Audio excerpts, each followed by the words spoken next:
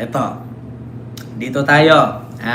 Paano mga kababayan kung magsasalita si Saldico or si Martin Romualdez na hindi lang po kami dalawa, may isa pa. Ito na. O sino nga ba yung isa? Ganito. Mga kababayan, ang sabi ng mga DDS, si Saldico daw ay nagsabi ng totoo. Si Saldico daw nagsasabi ng totoo. Ngayon, ano bang sinabi ni Saldico na totoo? Binulgar daw ni Saldico itong insertion na 100 billion. Utos daw ni PBBM, pinirmahan ni Romualdez, ang kickback daw 25 million sa 100 billion. 25 billion sa 100 billion. So ngayon mga kababayan, diba? Sabihin nyo mga DDS, comment kayo mga kababayan sa comment section. Anong sabi ng mga DDS? Si Saldico nagsasabi ng totoo. Di bali na daw na nagnakaw si Saldico, at least na konsensya. O di ba? Kung hindi ba naman sila tanga, ninakawan na kayo lahat-lahat, nang laglag lang, nang damay lang, okay na sa inyo? Okay na sa inyo yon kung binalik niya yung ninakaw niya. Pero kung hindi niya binalik, huwag niyong sabihin okay sa kanya. Di ba ganun kabubo itong mga DDS? Nagsalita si Saldico, nilaglag ang mga kasabwat. Ang sabi ng mga DDS, okay na sa amin yan. Di bali nang nagnakaw siya, at least na konsensya. Binalik ba ni Saldico ang ninakaw niya? Hindi. Nga. Pero sa mga DDS, okay yan. Ngayon, sunod mga kababayan. Kung si Saldico ay nagsabi ng totoo, kasi nga nasilip ni Ping Lacson ang 100 billion insertion ay totoo nga. Pero ginamit lang si PBBM, merong dalawang miyembro ng gabinete ang gumalaw na walang alam si PBBM pero na-insert ang 100 billion. Yun po yun, mga kababayan. Dalawang tao daw. So ngayon, mga kababayan, kung totoo ang sinabi ni Saldico at pinatutuhanan daw ni Saldico na totoo rin ang sinabi ni Orly Gutesa, bakit hindi natin balikan yung sinabi ni Saldico na nagnakaw si Sara ng confidential fund? Diba? Mga DDS, diba sabi ninyo hero si Saldico? Kasi nilaglag ni Saldico si PBBM at si Martin Romualdez. Ang sabi ninyo, totoo ang sinasabi ni Saldico. Grabe si Martin, grabe si BBM, grabe ang bangag na magpinsan. Diba? Sabi ninyo, totoo daw, accurate daw. So ngayon, kung totoo lahat ng sinabi ni Saldico, so ibig sabihin, totoo din pala ang sinabi niya na nagnakaw si Sara ng confidential fund.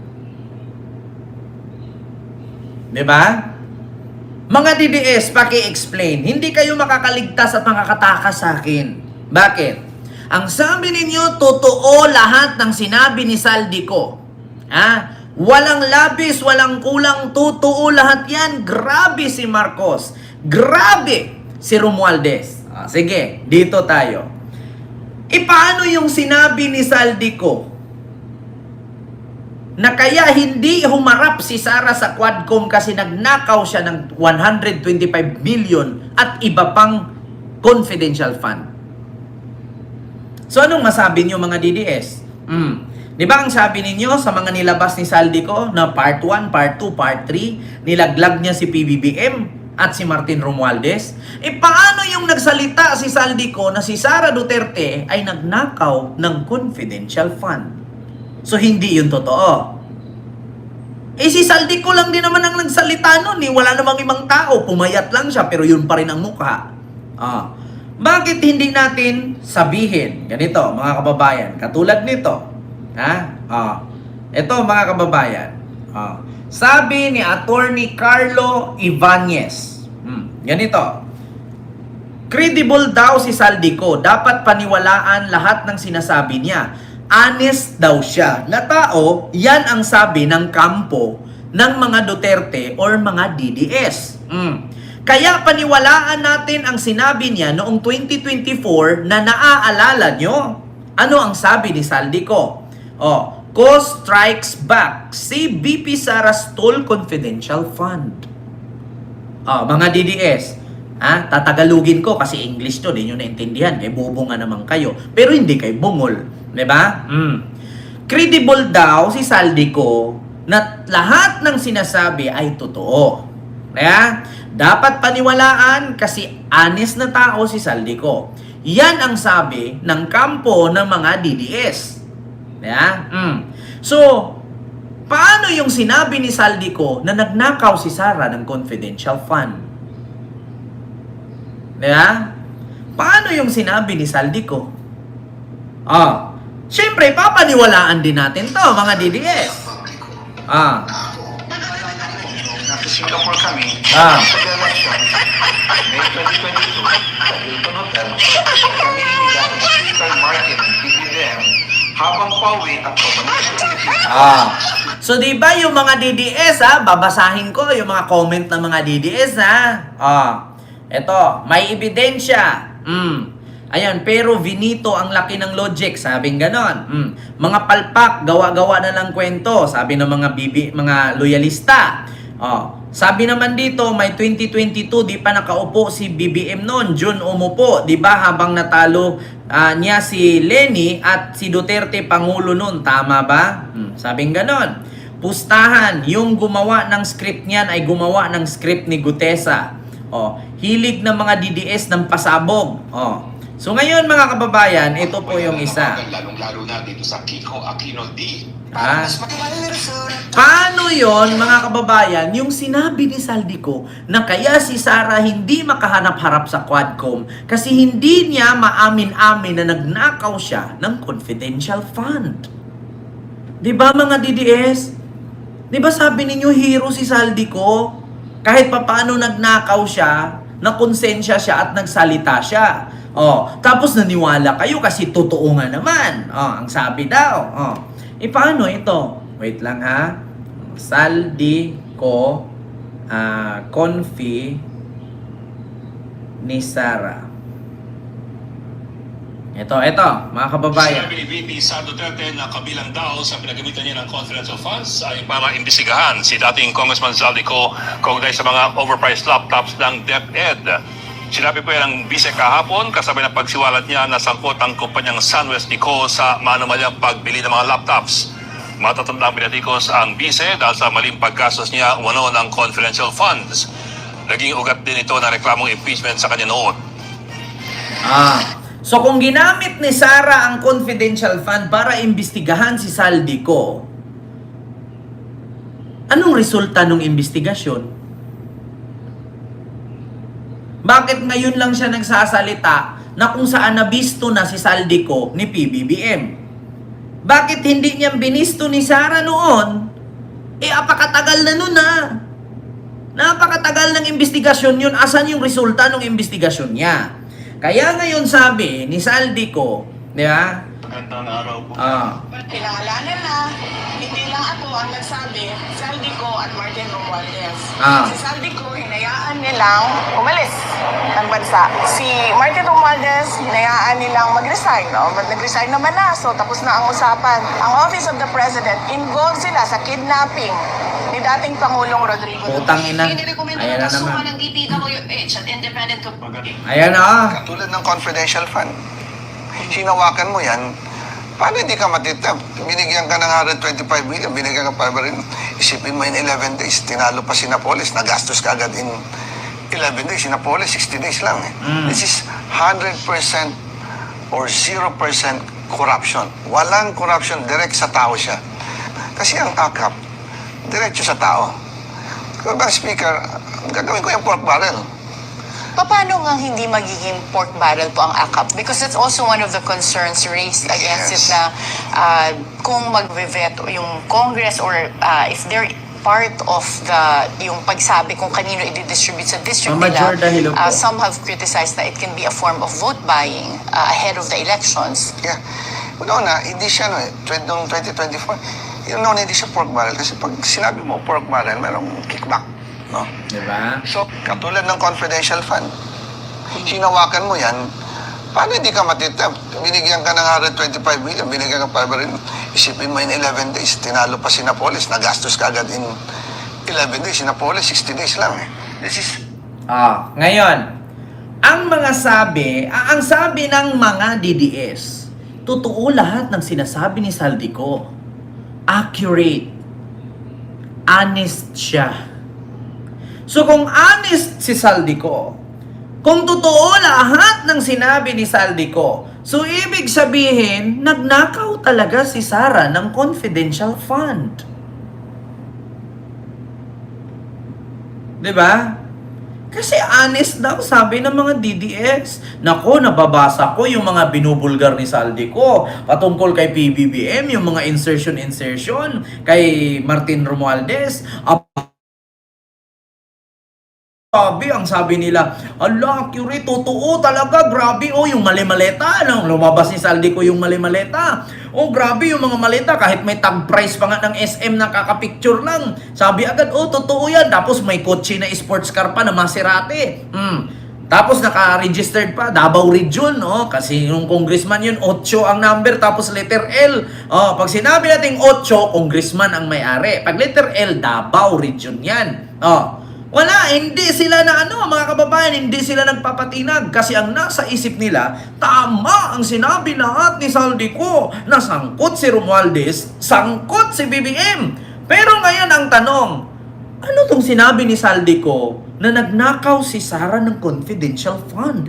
Kaya hindi makaharap kasi nagastos na niya at hindi niya masabi kung saan niya ginastos. Kasi nga baka pinampatayo ng gasoline station. Oh, so, paano yan?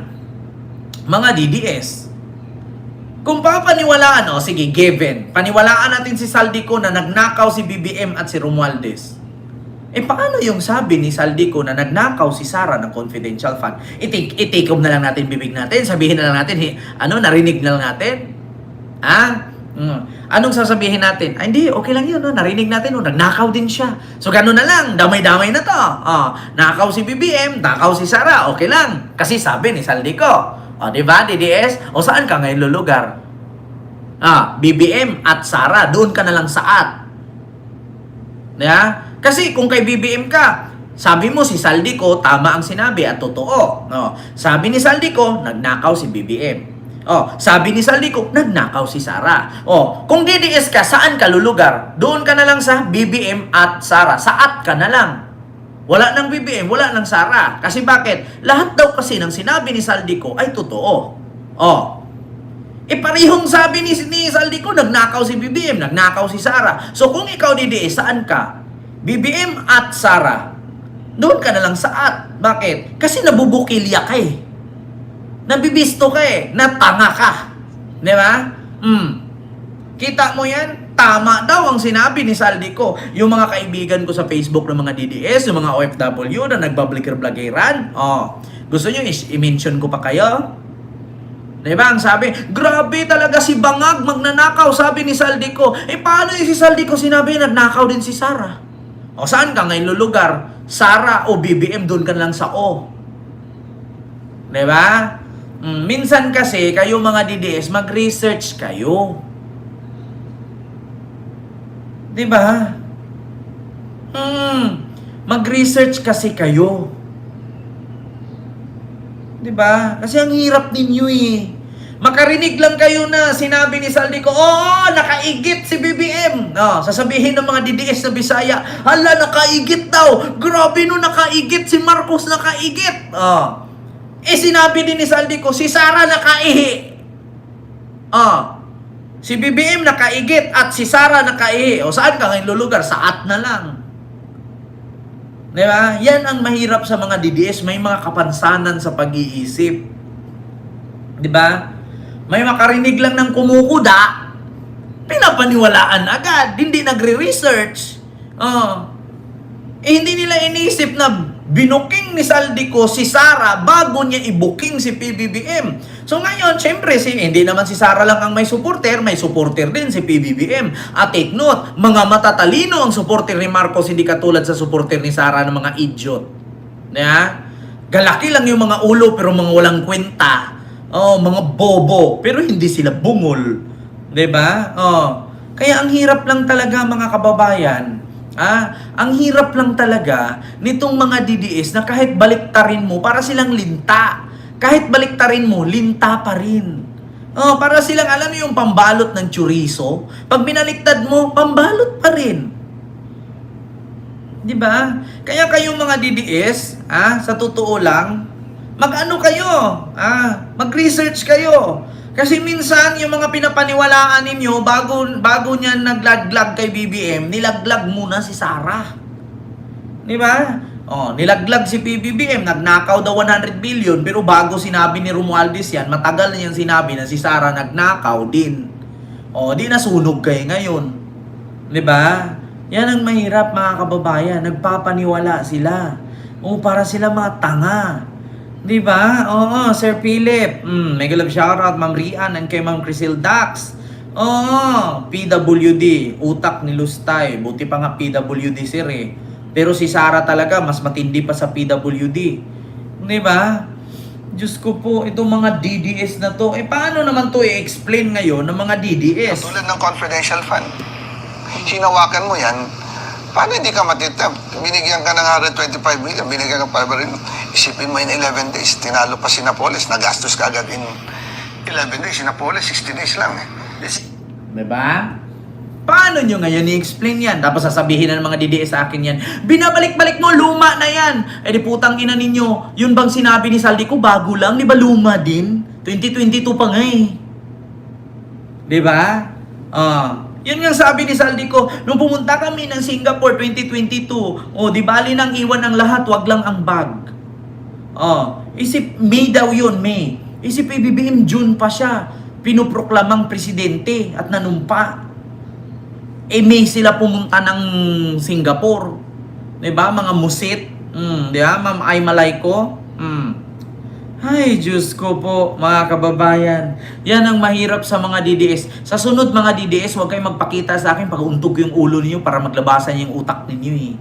'Di ba? Kaya isa lang, utang na loob mga DDS, ulit-ulitin ko sa inaraw-araw na ginawa ng Diyos.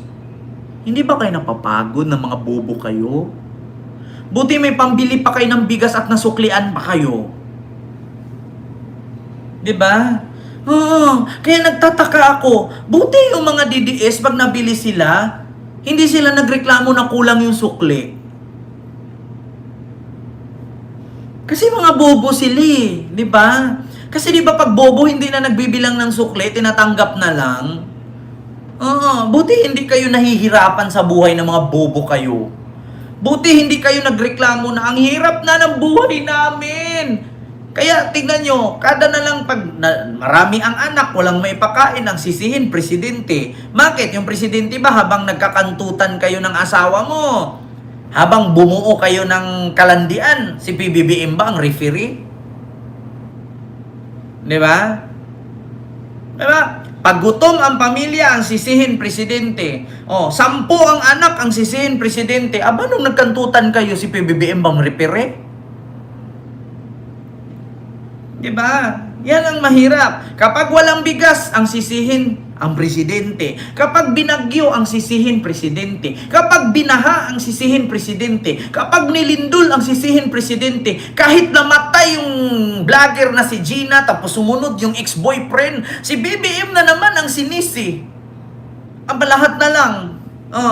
Kapag nakautot, may kasamang tae, si BBM na naman ang sinisi. Bakit? Kasi yung bigas na nabili, tag 20 pesos ang kilo. Putang ina, tag 20 na nga lang, nagreklamo ka pa. So mag-expect ka pang maganda. 20 pesos nga.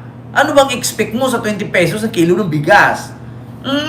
Sa kakakain niya ng 20 pesos per kilo ng bigas na katae, may kasamang pungo. Si PBBM na naman sinisi. Putang ina naman, Kakain ka ng 20 pesos per kilong bigas, pag utot mo may kasamang igit, kasalanan ni Marcos to eh. Bakit? 20 pesos bigas eh.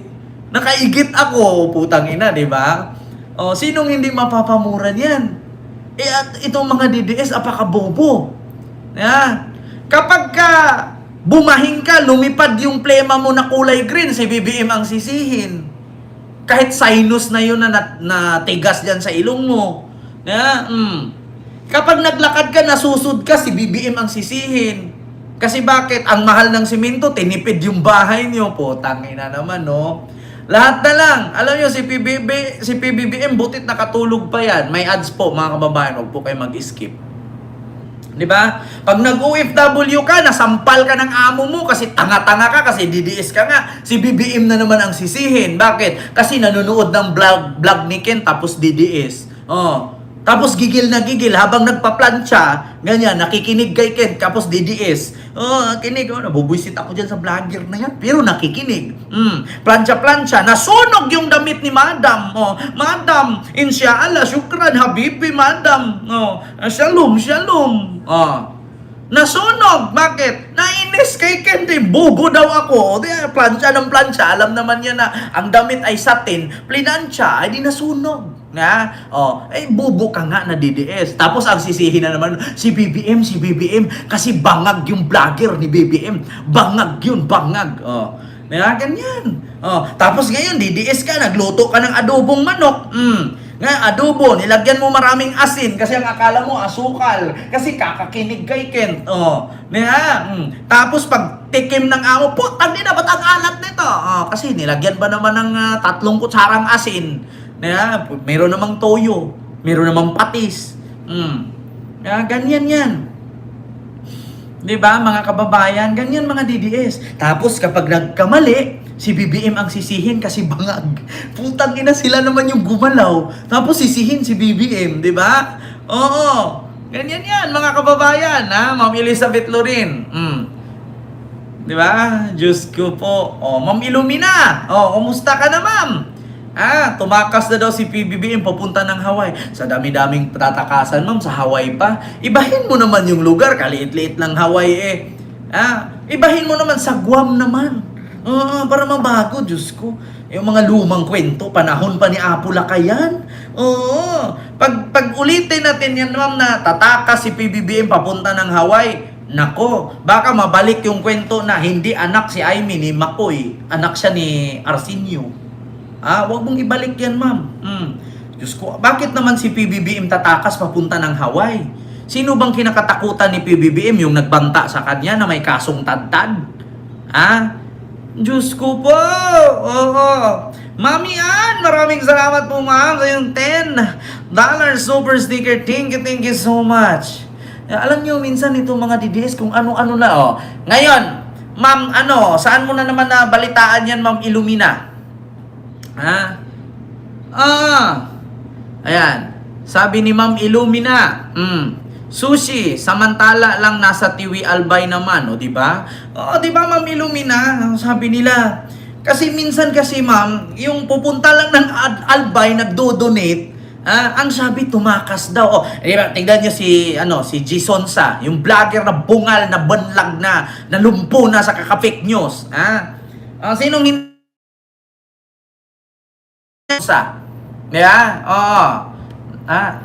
nakaway ko pa, nakakaaway ko pa. Di ba? Tingnan nyo si Jason Sa. Show me a picture of Jason Sa. Jason Sa, artista to Jason Sa. Ito po siya, mga kababayan. Ito po si Jason Sa. Nagkabanlag-banlag, nagkabungal-bungal, nagkabungi-bungi, nalumpo. Kasi alam nyo, ang pinakalat niya ngayon sa kanyang Facebook page, mga kababayan. Yan po, picture po niya yung na-detain siya sa NBI dahil sa ka-fake newsan. Matanda na yan si Jason Sa. Ano yan, nakarma? Hindi po, sa sobrang katandaan, nalumpo, nabungi, nabanlag. Puro kasi fake news yan. Ang sabi niya, may mga helicopter daw, lumilipad pa ikot-ikot daw sa Malacanang, tapos sa Bulacan, tapos papunta daw ng, hindi ko maintindihan. Lumayas na daw si PBBM pagkatapos daw inanunsyo ni Aimee na bangag-bangag daw doon sa INC rally. Tapos mga kababayan, kung sundan daw natin ang rota ng helicopter, pabalik-balik daw. Iputang inang Jason Sa ito, kung hindi ba naman nabanlag yung paningin. Banlag kasi, hindi naman ako nagtaka na mali-mali ang kanyang analyzation. Bakit? Kasi banlag nga, tapos matanda na, siyempre may pagkabungol na, tapos bungal pa, lumpo, hindi na makapag-research ng ayos. Ang sabi niya, yung ruta daw ng helicopter na pabalik-balik, 4 na helicopter na may puti, tapos may mga Philippine Navy, Army, tumakas daw si PBBM papunta ng Hawaii. Mga inutil ba naman? Paano hindi mo makita pabalik-balik yung mga helikopter? Naghatid yun ng tulong sa Tiwi Albay nung nabahaan o nabagyuhan. Kaya hindi na pantay ang paningin kasi yung isa pa doon, yung isa pa ganun. Banlag eh. Kung hindi ba naman tanga, itong mga DDS vlogger na itong mga hayop na to. Kita nyo, ipakita ko dito mga kababayan. Yung ruta daw ng helicopter na paikot-ikot, ito po yun Ito yun. Mga kababayan, ayan po yung ruta ng helicopter na sinasabi ninyong paikot-ikot. Nasa Tiwi Albay po yan. Nag-abot ng tulong yung Pangulo habang nagrarally kayo. Mga dipungga kayo. Ayan Ayan po yung mga helikopter. Ayan. Ayan yung sinasabi yung paikot-ikot yung mga helikopter. Diba? Ayan yung mga helikopter. Diba? Tapos sasabihin ni Jason sa ngayon na ikot-ikot si Marcos, ganyan. Naghakot na, galing sa Malacanang, nagbitbit na ng mga pera, mga kung ano-ano, milyones daw yun, bilyones na pera. Yung mga gamit, mga alahas daw, hinakot na kasi tumakas na daw, kasi pababain na daw at lulusubin ng Malacanang dahil si Sara na daw ang iproklamang presidente. Putang ina, nagbarong-barong pa yung may diferensya sa pag-iisip, yung may nagbabarong-barong pa kasi akala niya proklama na siya. Ayun, mukhang tanga, walang naniniwala. Imbis na yung tao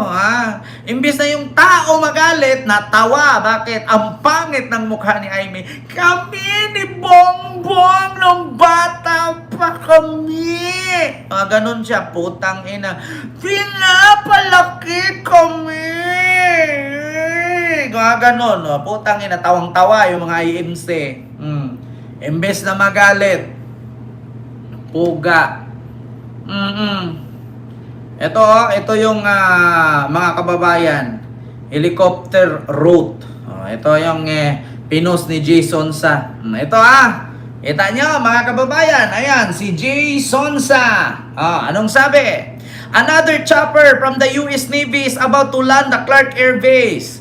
One US Navy, call sign Rudy 73. Putang inang yan. Ito yung pinapakalat niya mga kababayan, na meron daw isang pabalik-balik na helikopter. Ito yung ruta mga kababayan, na isa daw ruta ng helikopter na pabalik-balik. Paano ba naman kasi yung paningin?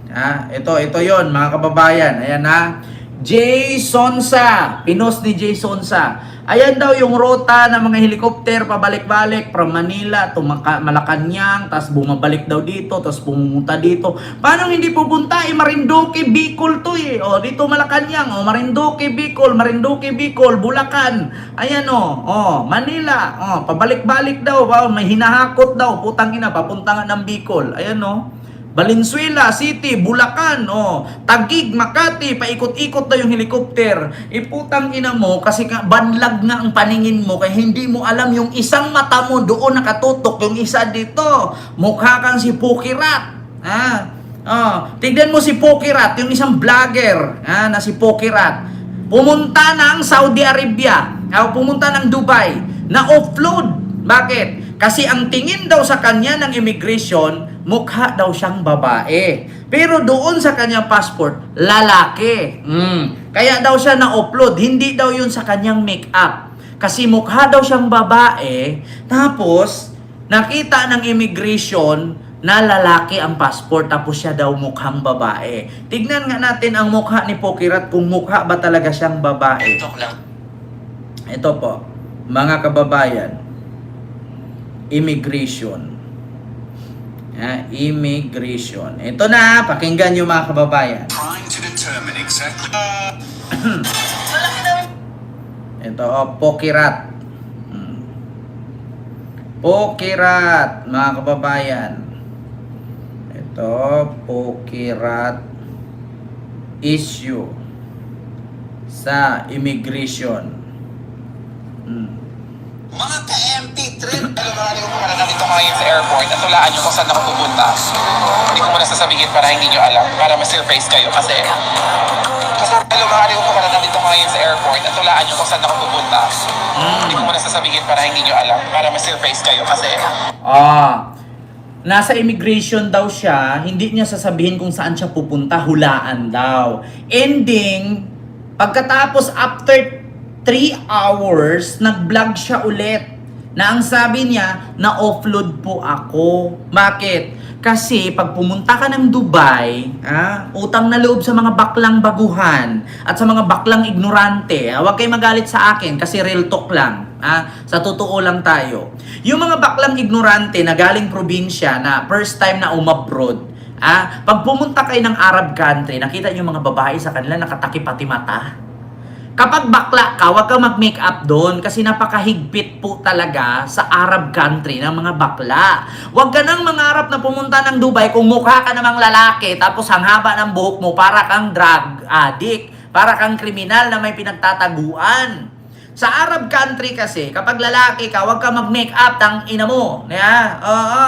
Kaya kayong mga bakla na mga baguhan at mga ignorante na hindi pa nakakatungtong ng eroplano, pag pumunta kay Arab country, huwag kayo mag-make up. Talagang ma-upload kayo dyan sa immigration pa lang sa Pilipinas, di na kayo papayagan.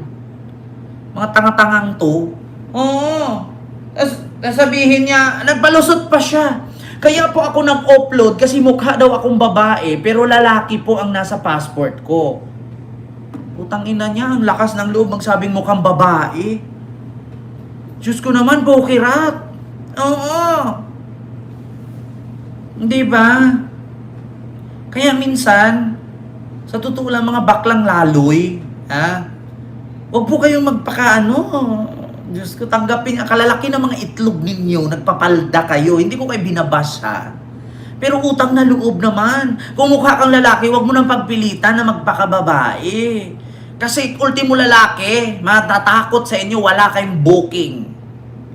Totoo yan. Wala kayong booking. Di ba? Lalaki ang mukha, lalaki ang boses, tapos naka-make up, nakapalda. Kaya nga minsan hindi kayo nire-respeto